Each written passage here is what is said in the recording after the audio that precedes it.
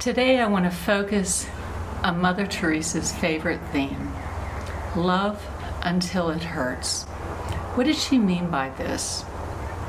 Let me read to you from my book, page 15. Like so many others, I have known a saint in my lifetime who continues to inspire me to be a better version of myself.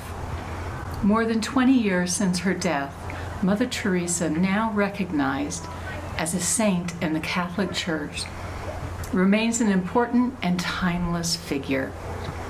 Mother Teresa walked with a heavy stoop, yet still she carried the burdens of so many.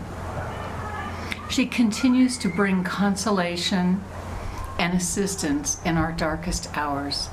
She continues to be a mother who points us on our way to God. She teaches us the gospel of Jesus. She teaches us, as she taught her sisters in the Missionaries of Charity, to develop an intimacy with Our Lady and respond to our unique calling, just as Mary once responded to the angel Gabriel when she consented to be the Mother of God. For all of us, Mother Teresa remains an iconic motherly figure, inviting each of us to experience our own humanity through acts of joyful service. This tiny woman, who was and is so revered by the world, communicated one simple message: love until it hurts. So what does that mean? I think all of you have experienced that in your lives. I'm going to tell you two stories, one today. The first story is about my short 5 years with Ron Campbell, my first husband. I'd been covering the presidential campaign in 1988, and at the end of it, I was exhausted, as you can imagine. I was in my room in my apartment in Atlanta, and I felt this sense of total loneliness, one that I didn't often encounter because my cameras kept me busy. I always felt that was my purpose. My purpose was to document life, and had never really invited a man to share the intimacy of my heart. And so I got on my knees that night and I prayed to God. And I didn't pray very often. And my prayer was simple: God, please send me a good man. And I never thought God would answer my prayer. But the very next day, I went to a Jamaican restaurant near my apartment with a friend, and we were sitting at the bar counter having a drink, and suddenly I felt the gaze of a man. And when I looked up, I was staring right into the eyes of Ron, the man who would be my husband less than 2 years later. And I felt this immediate connection to him. Who is this man who can pull me in such a way that we could not stop staring at each other? We could not stop staring at each other. And he had this beautiful twinkle in his eye. 3 days later, he called me and invited me out on 2 dates in a row. Now I thought, this is a man with commitment. And I said yes. Well, for 5 years we were together like glue. And just as we were preparing for our wedding, a small wedding, and just as I finally consented to be his wife, he proposed to me in Chichen Itza, Mexico, on top of a Mayan ruin. That was his goal. That was intention. He had this beautiful diamond ring made before traveling to Mexico. 6 months later, Ron was in a hospital room. What happened? He had been in Alabama with his work, and he called me, said, "Linda, I have this horrible, horrible headache." And I said, "You've just been under a lot of stress. Go to the gym when you get back." And so when he came back, he went to the gym and then went to take a shower. And suddenly I heard him crying from the shower, "Linda, Linda, come, come." And I went upstairs, and there was this huge baseball-sized tumor on the side of his neck. So the next day he went to the doctor and came back again in tears. And he said, "Linda, look." And written in the report was, "Most likely cancer."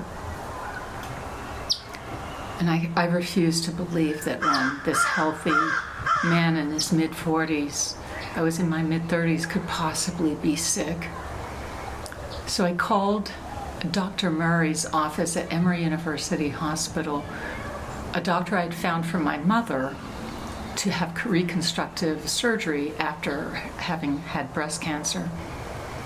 And we went so the next day we went to see Dr. Murray, but he couldn't pull a biopsy on the tumor because it was too hard. And Ron was scheduled for surgery the very next day. So I recall that day vividly, pacing the hallways.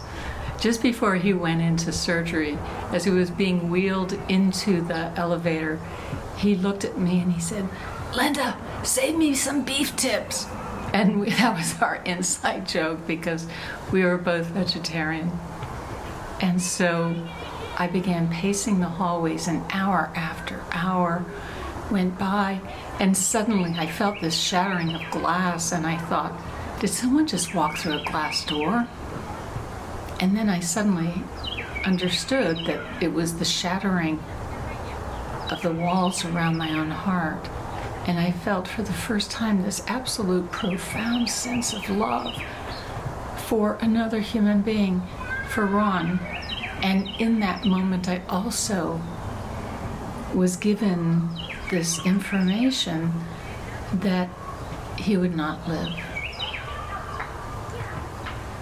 And it also gave me the courage to go on and to be beside him over the next 18 months. So he went through a very vigorous chemotherapy regimen. He would have to be hospitalized for 5 days because his blood platelets would drop so low.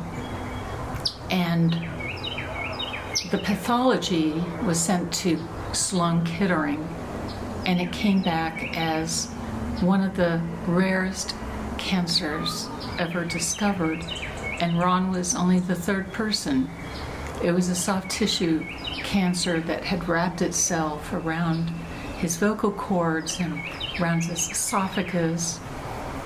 Well, after a few months of the chemotherapy, it looked like the tumor was shrinking, but then suddenly it came back with a full force, and the tumor began to grow out of his neck and was bleeding, so we were constantly bandaging the tumor.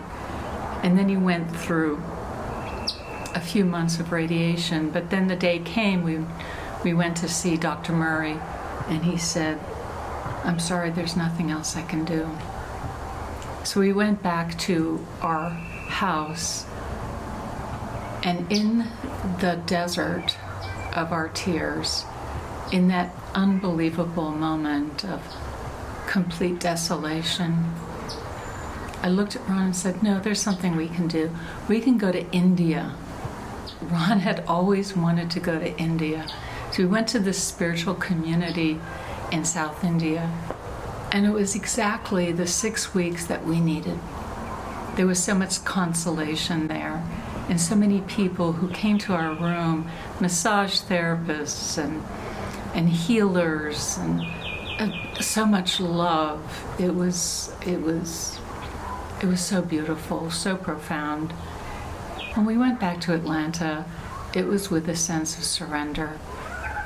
We both knew that this was the end of the journey for Ron, but it was also the beginning of another journey for me. It was 3 years before I met Mother Teresa, and I think she knew about this when I first met her at the Atlanta Hartsfield Airport. I could see it in her eyes when she looked at me. She knew of the desolation. And so when Ron died that night, 1 o'clock in the morning, he liked the middle of the night. It was with a sense of total peace. The doctor had said the tumor would burst out of his neck and the blood would splatter all over the walls, but I knew that he would be fine, and he was. I think our whole purpose in life is to open our hearts, and I think Mother Teresa knew that so well, and she knew that the only way to open our hearts was to also embrace our suffering and to be there for others who are suffering. I still have a ways to go. Love until it hurts. God bless.